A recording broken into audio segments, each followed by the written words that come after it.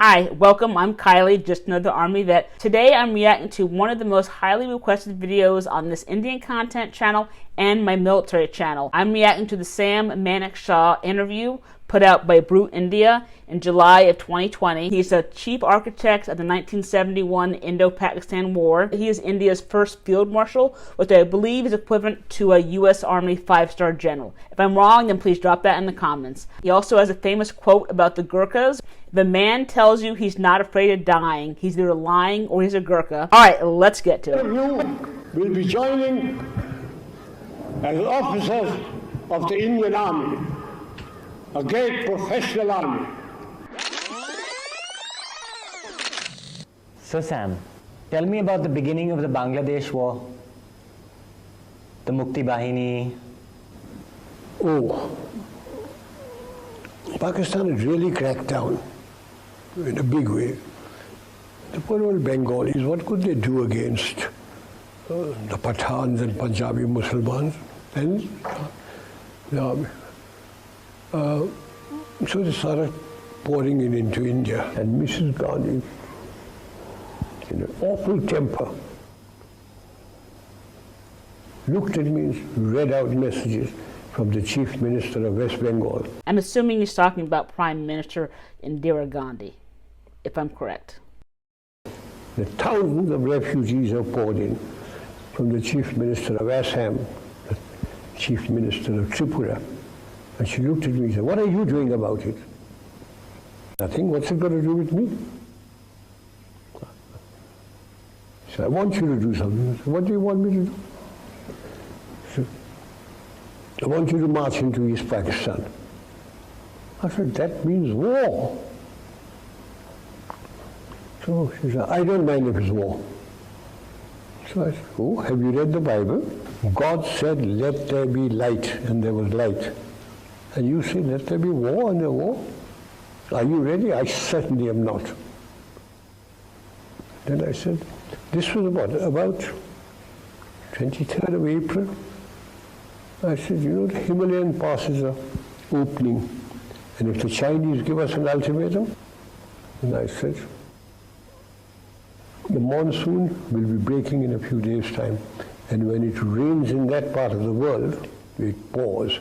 Rivers become like oceans. If you stand on one bank, you can't see the other. My movement will be confined to roads. Because of climatic conditions, the Air Force will not be able to support me. And if I were to go in, I guarantee you 100% defeat." That's good. He's honest with the Prime Minister, telling her exactly what the problems are.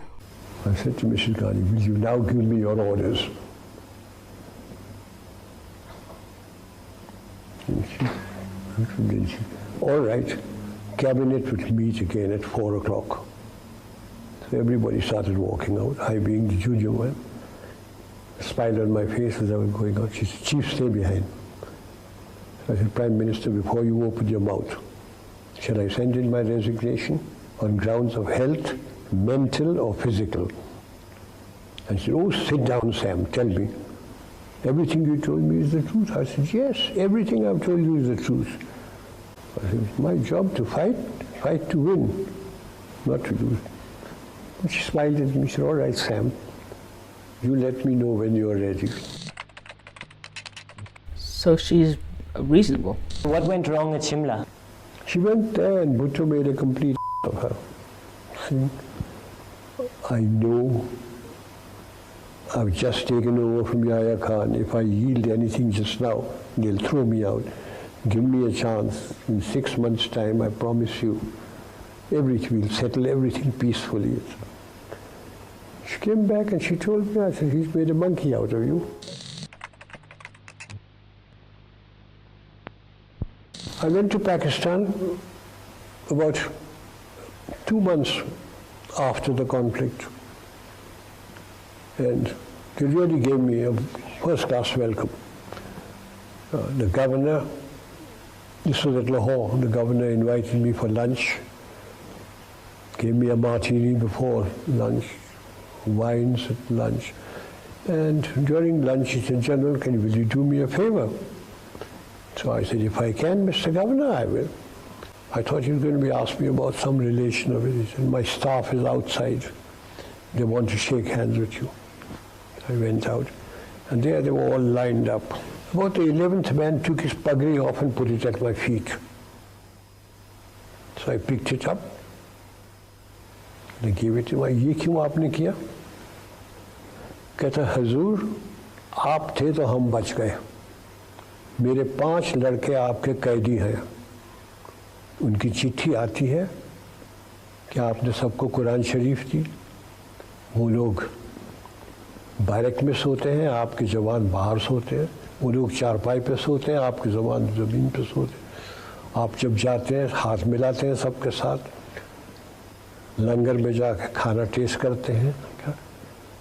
Langar? Turn around, the governor was with me. अब हम कभी नहीं मानेंगे साहब कि हिंदू खराब है. And I got into trouble in my own country. So he helped free some people. Is he talking about Bangladesh? The bureaucrats and the ministers complained about me. कि चीफ साहब तो उनको ऐसा रखते हैं कि जैसे उनके जवाई हैं. They complained against me, cabinet meeting, at the meeting. Mr. Gandhi looked at me. I said, Prime Minister, they were soldiers. They fought. They fought extremely well. They lost. And I'm looking after the soldiers. Sam, what was your greatest achievement in the army? Do you know, from the rank of second lieutenant to field marshal, I have never punished a man.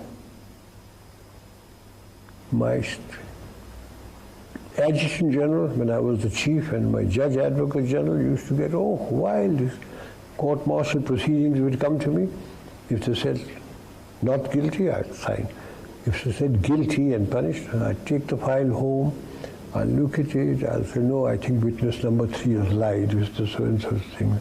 And they say, how can we maintain discipline with you as the army chief? You're not punished. I say, you damn chaps, sit in Delhi with your wives and your children in lovely homes, and you forget what those chaps are going through.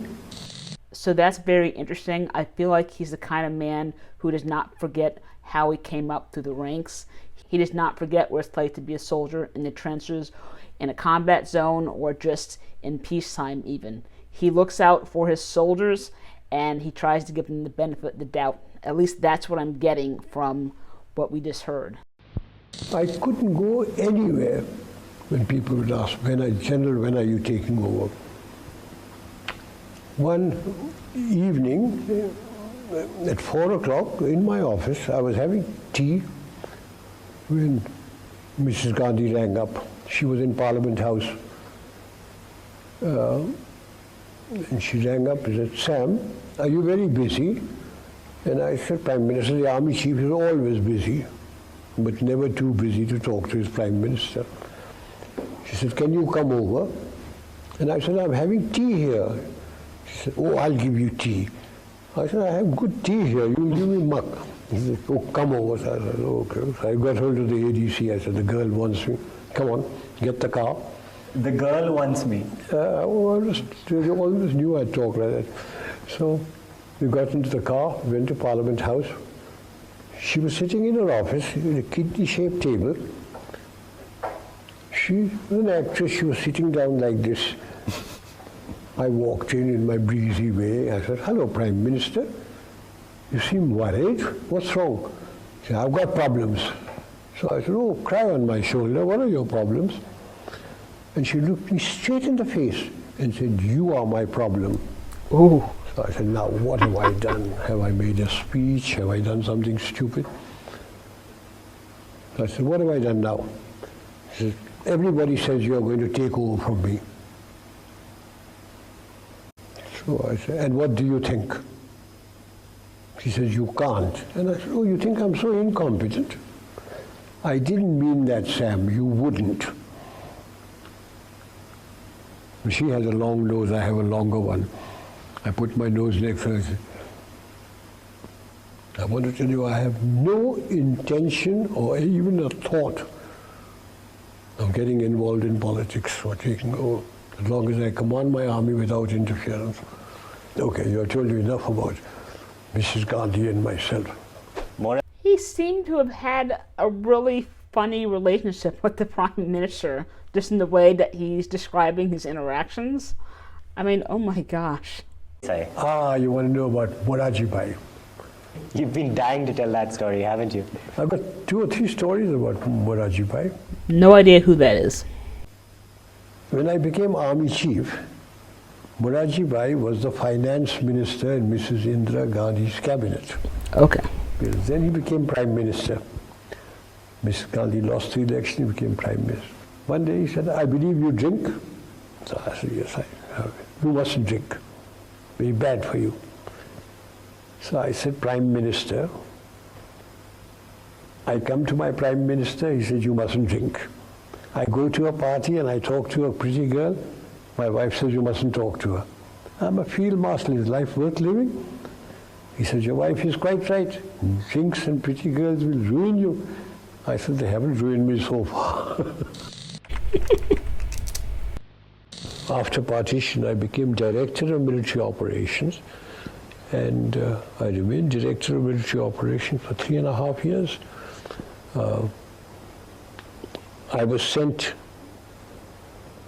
to Kashmir with VP Menon, who was the state secretary.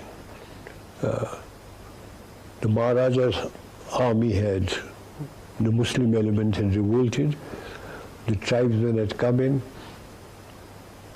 and I was sent there with him, VP Menon, to see if he can get the accession from the Maharaja, meet, see what the military situation was like. And at about midnight, the Maharaja signed. He kept on saying, you must send soldiers in. He said, we can't send soldiers into your state unless you accede to India. So at midnight he acceded to India. VP Menon handed over the accession papers to Mountbatten. Mountbatten looked at me. He said, Manekshaw. He didn't call him Manekshaw. What's the military situation like? I said, very bad, sir. The tribesmen are busy looting and raping about 9 kilometers away from Srinagar and the airfield. If they once get in, we've lost Kashmir because we won't be able to fly troops in, etc. So he looked at Nehru, and Nehru talked and all, until Sardar Patel lost his temper. He said, Jawaharlal, do you want Kashmir or do you want to hand it over? He said, of course, Kashmir is ours now. So he said, will you issue orders? And before he could issue orders, Sardar Patel said, you have received your orders. So I walked out and we started flying troops into Kashmir. What was your relationship with Sardar Patel like? Sardar Patel was Home Minister, and I had a good relationship with him. Every morning, VP Menon and I would go to his place, and he would be sitting down there. His daughter, Bunny Ben, sitting cross-legged with a Parker fountain pen, a brown Parker pen, taking notes. And he would say, VP, I want Baroda, take him with you. I would go as the bogeyman in uniform. When the killings were taking place in Calcutta, by British commander-in-chief, he came along and said, hey you, the Sardar wants you in Calcutta. So I said, why me, sir?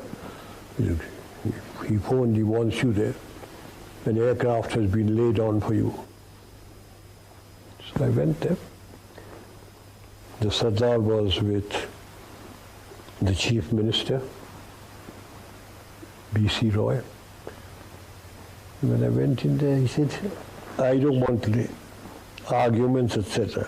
I'm going to ask you a question, I want an answer. If I hand over the situation to the army, how many Bengalis will you kill and how long will it take you? I was a very young brigadier. So I opened my mouth. I said, sir, about 100 in about a month. So he said, turned around to Bidhan Roy, he said, thousands are being killed. He said, go and kill them, take over. And he deployed troops all over Calcutta. We didn't have to kill anybody. Everything finished. He said, come here. And when was Gujarati, this? He tells me, "Tumhe sachu nahi bolo?" Why were there riots? So I said, what have I done? He said, "Tumhe kahlu ki 100 Bengali na marso ne ek bhi nahi maryo." Then he told me, he said, well done, thank you. Then the Chinese came into Nifa, and General Kaul was sacked and Krishna Menon was removed, and Nehru sent for me.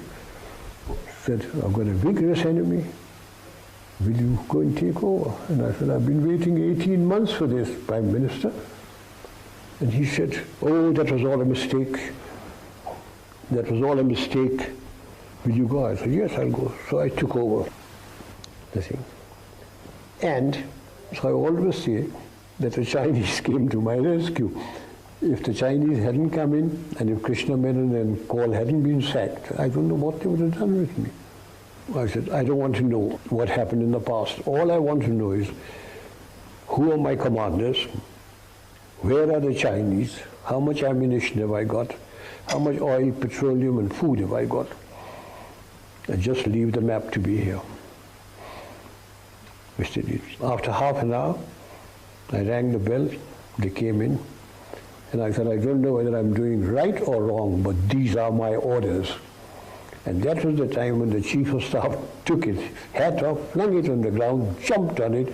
He said, thank effing God, at last somebody is giving orders. We've never had orders before. And my orders were... I'm not entirely sure of the history behind this moment, but I just want to point out that a good leader makes decisions and gives orders. They don't have to be great decisions, but they just need to be made. And that's exactly what he did. So I think that says a lot about him. That we start advancing. So Sam, tell me about when you joined the Gurkhas. Oh Lord. He was a Gurkha? In the Indian Army, there were 10 regiments of Gurkhas. So when India got independence, like the Pakistan people went to Pakistan, certain regiments went to Her Majesty's Gurkhas and certain regiments remained in India. But there was a treaty between the King of Nepal and the British government that all Gurkha regiments would be officered by British officers. So when the British officers left, there had to be some Indian officers. So I was the first Indian to be posted to a Gurkha regiment. I, having been with the Frontier Force Regiment, now became a Gurkha. What year was this? 1947. 1947. And I met Wow. the Gurkha sentry. I looked at him and I said, asked him, "Tera naam kya hai?" And he said, "Har ka Bahadur Guru." Then I looked at him, "Mera naam kya hai?" And he thought, and he said, "Sam Bahadur." Became Sam Bahadur. This was a very impressive man. He's well-spoken, smart, and he had a sense of humor. What I liked about him most was the fact that he seemed like he was a good leader who was not afraid to stand up for his troops, make decisions, and take care of his soldiers. It's so important to do all those things when you're a leader. And that's exactly what he was. He was a true leader. So great recommendation. Thank you so much for watching. If you got any value from this video, I would appreciate a like, a subscribe. Maybe check out some of these videos.